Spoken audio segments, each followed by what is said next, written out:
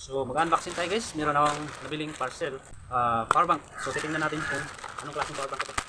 Saka makita mo ito at saka nag-need ka rin ng power bank at magustuhan mo. Siyempre, pwede kang bumili dito. Nasa yellow basket ko. One click, may yellow basket ko. Naghanap ka ng power bank.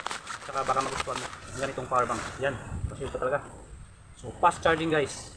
Na power bank. Power bank. Yan, fast charging power bank.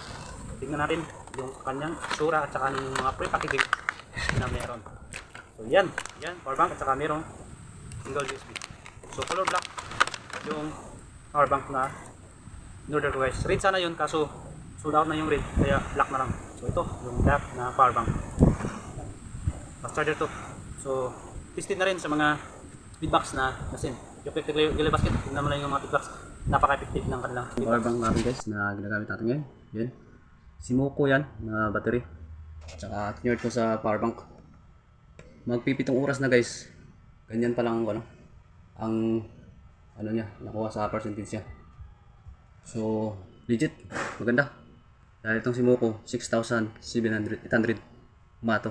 Kaya matagal full. Yan, hindi pa na full.